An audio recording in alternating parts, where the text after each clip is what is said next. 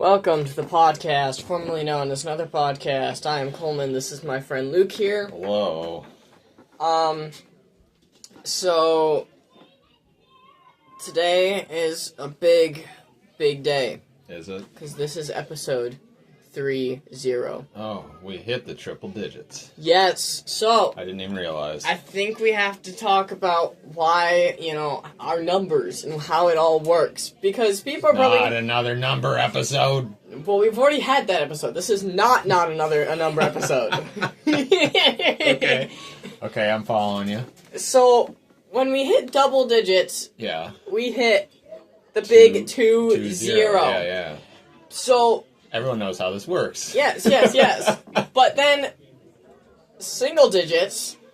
Was when we hit the big 1-0. Yes. Yeah. So triple digits is the big 3-0. Right. But here's the thing. Okay. What would 4-0 be? Man, I don't know. Wouldn't it be like quadruple digits? I don't even know where you're getting that. That doesn't make any sense at all. Yeah, it would. Of course. And then We asked all the mathematicians. We employed the Pythagorean theorem, and here we are at triple digits with episode 30. Yes. Yeah.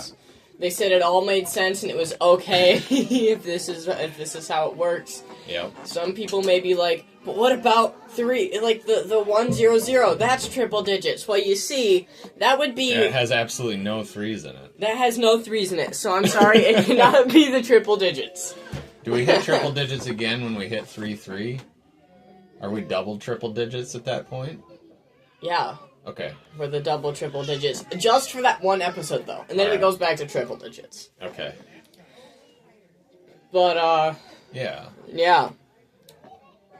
Well, let's hurry up. Because We got- this has got to be a short episode, so we can do another short episode. Yeah. So, okay. Once upon a time... okay. Here's something you didn't even know we were going to talk about.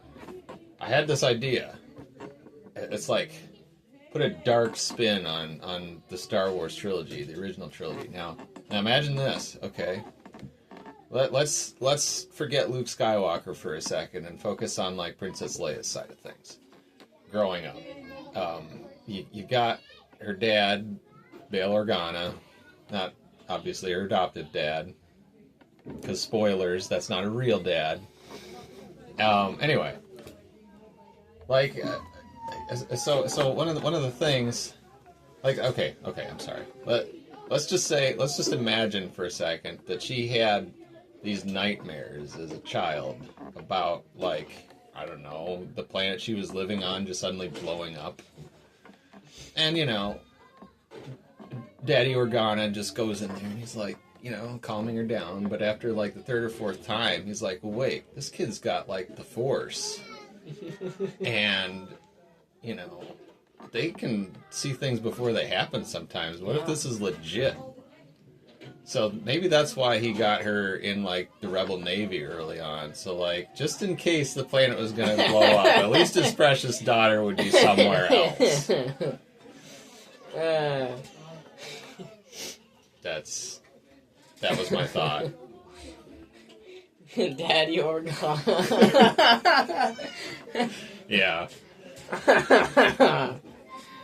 And let's not forget Mommy Organa, who we saw for like half of a second at the end of episode 3. She's a person who knows what her name was, but... We don't know if Mommy Organa ever lived much longer. All we know is Mommy Organa was there for that 30 seconds. Yep.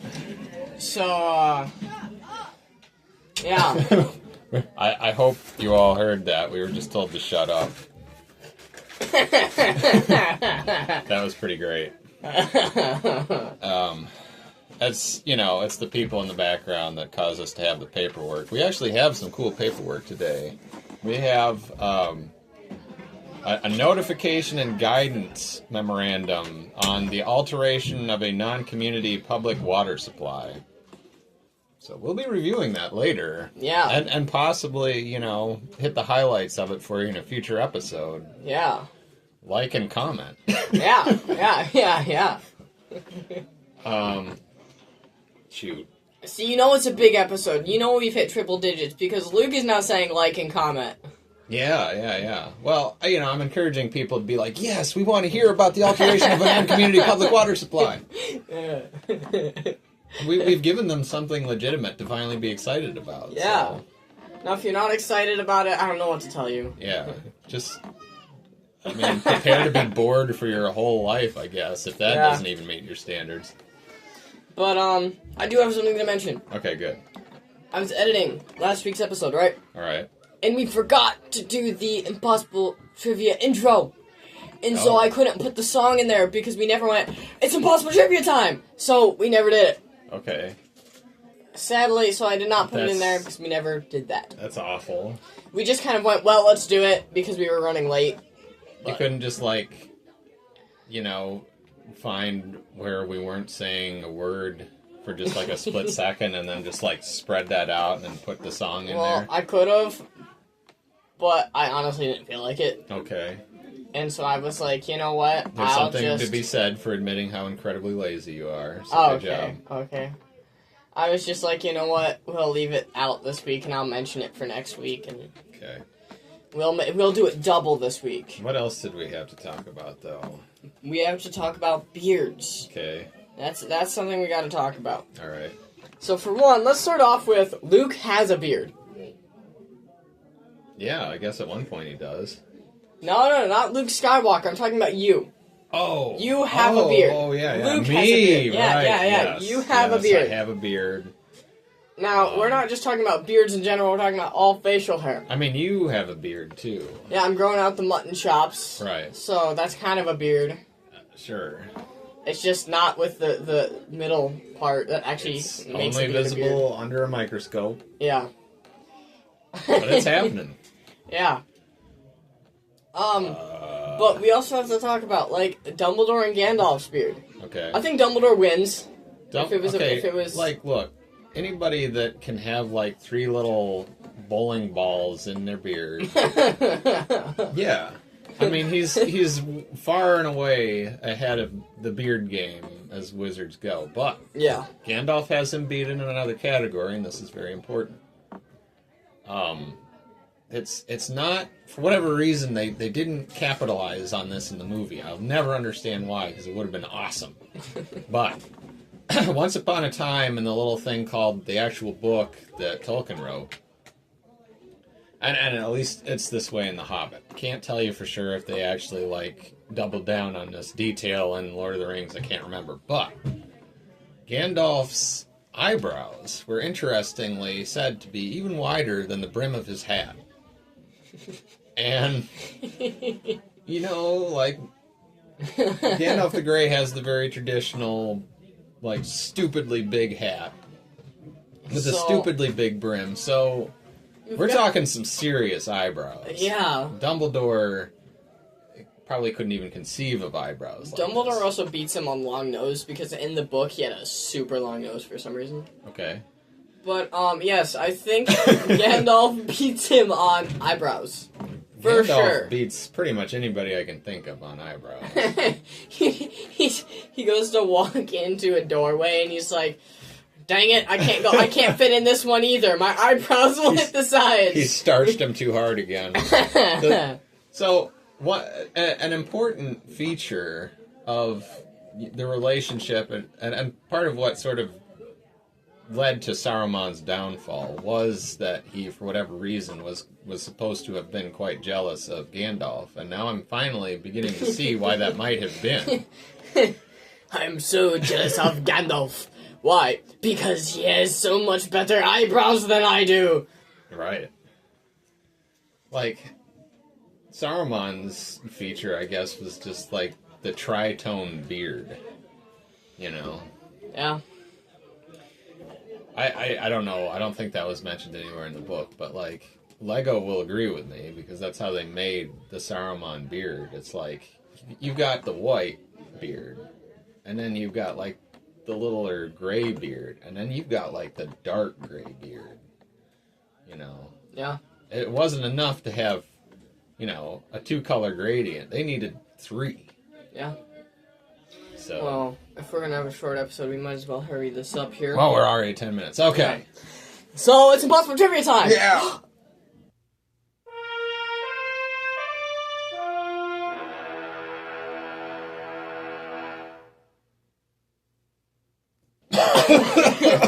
Okay. Where did that come from? I think that's good. You go first because I still need to think of one. What? Okay, impossible trivia. What did I even have for this? Okay, Hold so now I on, just hold gotta on, look. hold on. All right, that gives me time to think. All right. There's 2 of them. Well, yeah, because we're doubling up on episodes today. Right, and I actually managed to come up with 2 of them. And you're going to have to come up with 2 of them just like sitting here. How are you going to do that? I've done it before, so let me do it. Oh, that's versus. Oh, no! Okay. So, this one's a Star Wars one. Spoilers, they're both Star Wars ones. Okay, got mine. Well, I'll remember when a little guy named Han Solo, after having been asked by C-3PO, like, well, what are we supposed to do if the stormtroopers come in here? While they were just kind of rooting around in the Death Star and they were leaving the droids behind. And Luke Skywalker starts answering by saying, lock the door. And Han very helpfully adds, and hope they don't have blasters. So, my question to you is, how hard would 3PO have had to hope in order to make it so that the stormtroopers did not have blasters? Like, his hope just takes the blasters right out of their hands. He just like gets on his knees, hope, and then suddenly like the blasters they go to shoot and they just disappear, and they're like, what the heck just happened? I don't think Han would have given that advice for nothing. Okay. So there must have been some level to which C-3PO could have hoped to make that happen. I think he has to hope 10 times more than what his average hoping rate is. Okay, So well that would still be very low because C-3PO is not a hopeful person. No, he's not. My impossible trivia. You got to start somewhere. So sure. True. My impossible trivia question is, what is Hedwig's favorite color? Oh, no. I mean, it's got to be brown. Oh, wait. Oh, shoot. I'm doing that thing I do again. You know, the thing? The thing? Yeah, you didn't know about this. I don't think... Okay. No. So, once upon a time, this is one of the few, like, Harry Potter-type memories that I can share with you, because I have so few. I've long had a hard time keeping Hedwig and that other guy, like, I don't differentiate between them. I can't even remember what the name of the other guy is. I don't even know what other guy you're talking about. The big one. The giant. Oh, Hagrid? Hagrid, yes. I have this problem where, so, you said Hedwig and I thought Hagrid, and I was like, well, it's gotta be brown. Everything is brown with him. Shoot. But an owl's favorite color... black, because that's... Because Hedwig's white? What? Black because Hedwig's white? No, Or because it's opposite, or... Because that means it's time to go eat. True. Yeah. True. Yeah. Alright, so Gotta think like an owl. Yeah, I guess that is Hedwig's favorite color. Sure. So now it's versus, so we can try and hurry this up here. Versus, okay. I will have to think of one, so you're going first. What? I haven't thought of it yet. Seriously, I'm man, slacking you're off killing this me. week. Okay. I'm slacking off this week, sorry. So I don't know what to begin with then, because it's like I can hit you with the good one or I can hit you with the bad one. Hit me with the bad one so you Okay. can have the good one next The bad episode. one is, this is like a pair-up battle, you know, like in WWE Tap-Out or something. Treebeard and Aragog versus Shelob and the Whomping Willow. I'm gonna have to go with the Shelob and the Whomping Willow. Really? Mainly because I feel like the Whomping Willow could kill Alright. Aragog. And then Well, the first thing I would want to happen is for the trees to kill the spiders, because nobody likes giant spiders. And then because of that, I feel like then the other two guys would just be like teaming up on the one, and so I think it would just be overpowered anyway. So I think that's what it's gonna have to be. Alright. Mine is going to be.